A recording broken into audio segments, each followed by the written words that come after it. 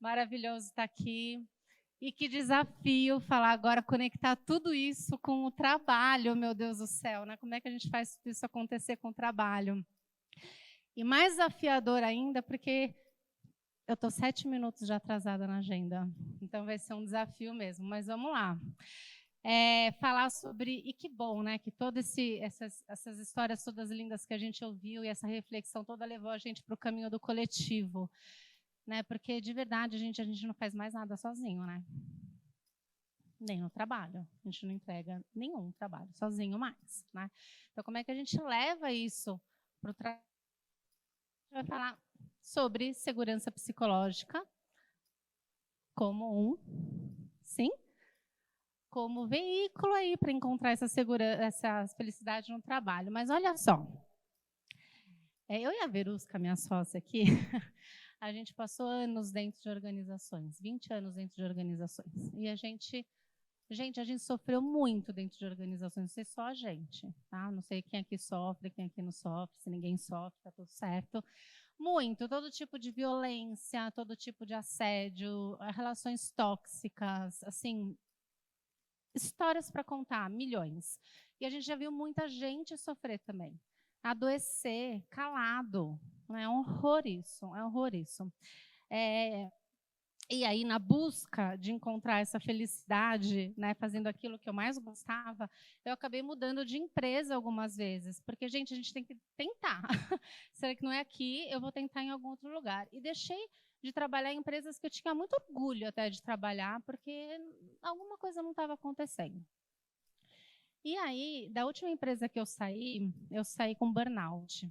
Né? Eu tive o diagnóstico de burnout e eu fiquei absolutamente de mal das empresas. De mal.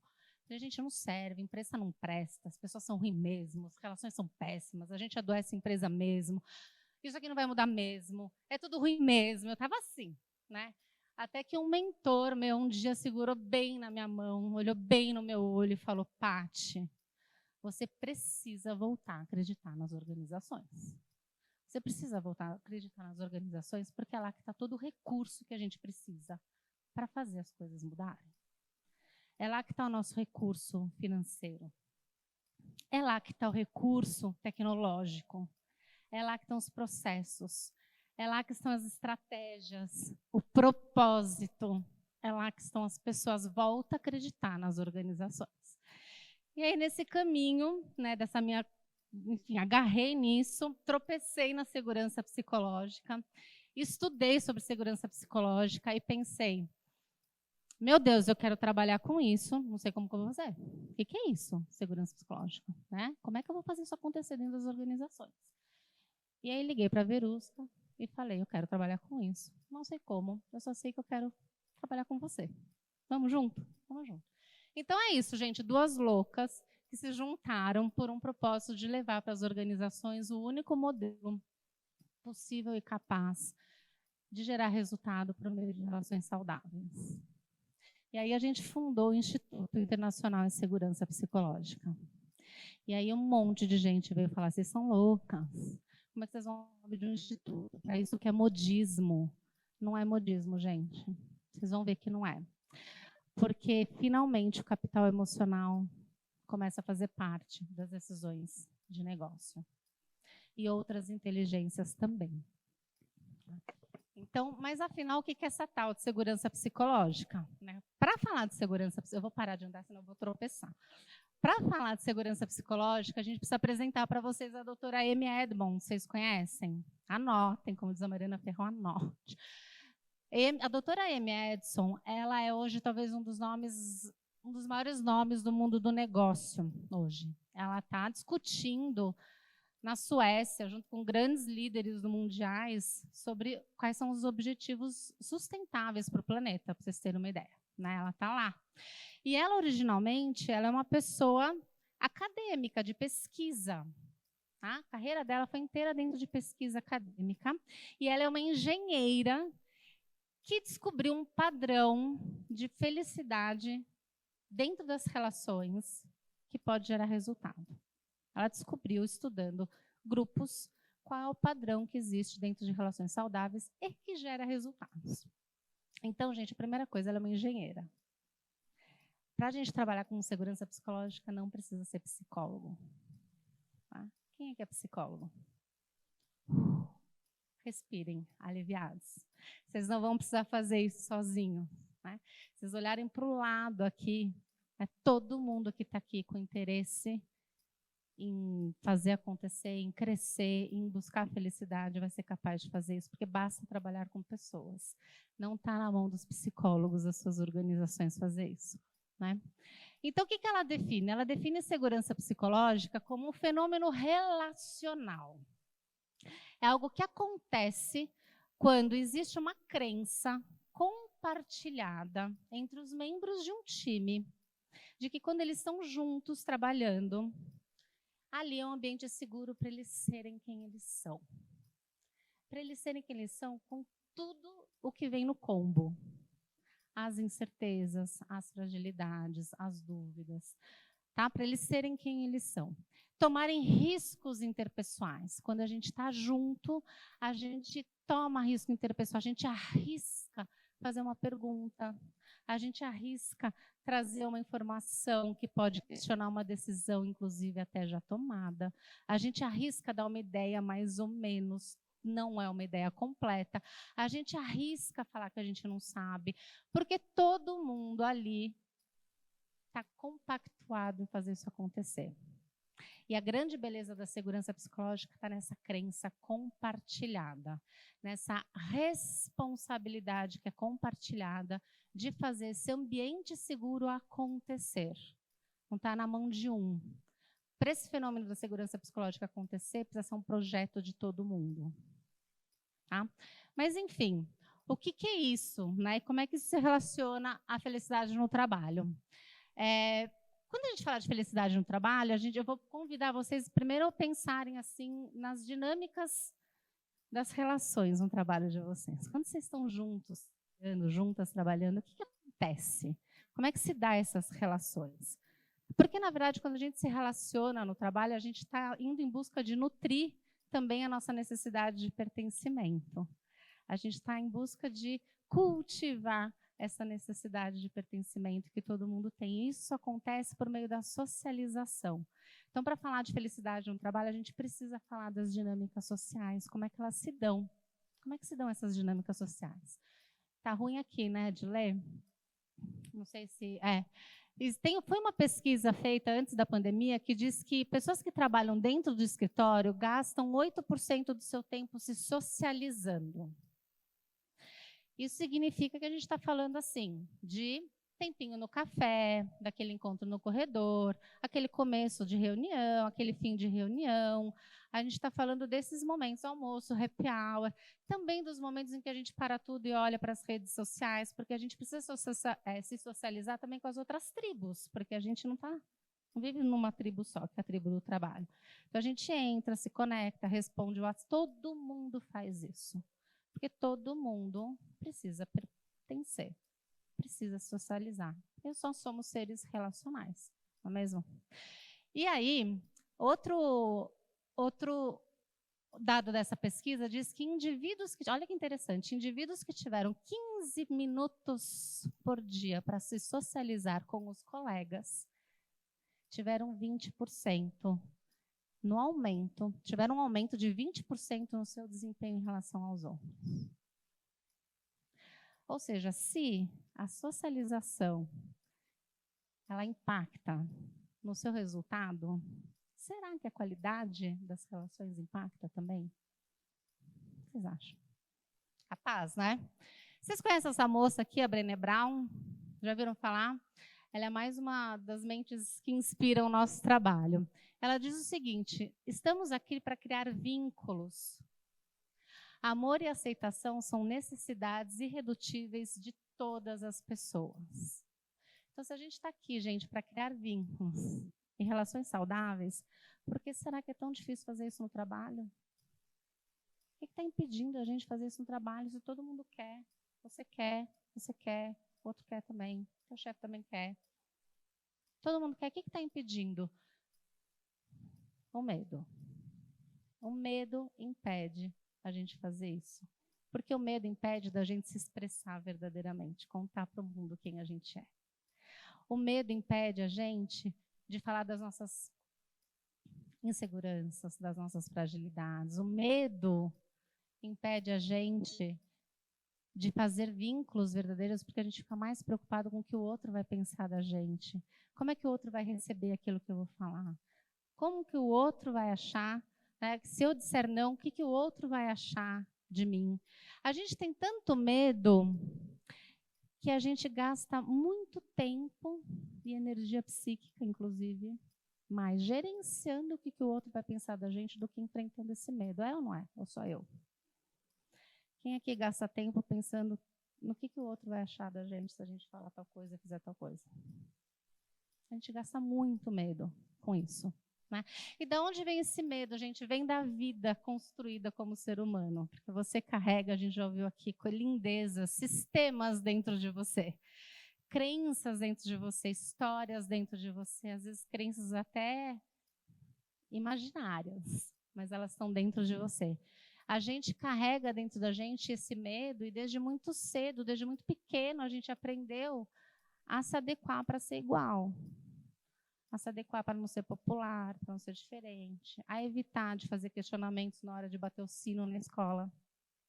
Quem aqui ficou torcendo para o coleguinha do lado levantar a mão para fazer aquela sua pergunta, porque você não queria fazer aquela pergunta, porque, né, vai que atrapalha o sino, atrapalha o recreio. Então, o medo vai impedindo a gente de crescer, de se arriscar, de se conectar. E a doutora Amy Edmonds, ela diz o seguinte: o medo é inimigo da prosperidade. Se eu estou agarrada ao medo, eu estou impedida de crescer, de aprender, de ser feliz, de me conectar, de me expandir para o outro. E aí, como é que a gente faz isso acontecer no dia a dia? Então, estou lá no trabalho e a gente tem aqui 2 comportamentos chaves que vocês já podem sair daqui amanhã já fazendo isso na roda de vocês, na tribo de vocês, no trabalho de vocês, em casa, com a família, com os amigos, que é igualdade na distribuição de vez de fala. Então, é garantir que todo mundo fale, garantir um espaço de expressão para todo mundo. Se seu time tem 8 pessoas, quantas pessoas importam para falar? 8. A gente não tem mais tempo e não tem mais espaço para ir em reunião de time de 8 que só 3 falam. E nem tempo e nem espaço para estar com líderes apaixonados pela própria voz. Conhecem líderes assim? Eles que falam, eles que perguntam, eles que respondem. Ou só eu conheço? A gente não tem mais espaço. Então, garantir que todo mundo fale, fazendo perguntas de inclusão. Quem mais ainda não falou? O que você gostaria de fazer? E a alta sensibilidade social, já levantaram a plaquinha. Gente, eu estou aqui assim, ó, levantaram a plaquinha. E a alta sensibilidade social, que é a gente perceber quando tem alguém desconfortável, quando tem alguém incomodado com alguma decisão, com algo que foi dito, e trazer isso para a conversa. Porque quando a gente fala do que está desconfortável para o outro, que faz parte do nosso grupo, a gente cresce e a gente junto estabelece caminhos para não ter mais esse tipo de desconforto. Então, distribuição igualitária de fala e alta sensibilidade social. A gente não precisa que as pessoas falem para a gente que elas são desconfortáveis. A gente precisa. A gente sabe. A gente sabe quando tem um desconforto. A gente sabe quando tem alguém querendo falar, mas não conseguindo falar. E qual é a relação, então, entre segurança psicológica e felicidade no trabalho? Bom, a segurança psicológica, ela é responsável por humanizar as relações de trabalho. Porque, gente, a gente se conecta com pessoas, a gente se conecta com histórias, a gente se conecta com propósitos, a gente não se conecta com processos. Alguém aqui se conecta com processos? Não se conecta com processos. Traz a consciência sobre essa interdependência das relações humanas. Eu ganho consciência de que eu dependo do outro, de que o outro depende de mim também. A gente ganha essa consciência. Promove o senso de pertencimento quando eu tenho uma dinâmica que inclui todo mundo. Uma dinâmica social que inclui todo mundo. E é fator de felicidade no trabalho porque ela cuida dessa socialização de uma maneira que é saudável de crescimento para todo mundo. Mas como é que a gente sabe se eu tenho um time psicologicamente seguro?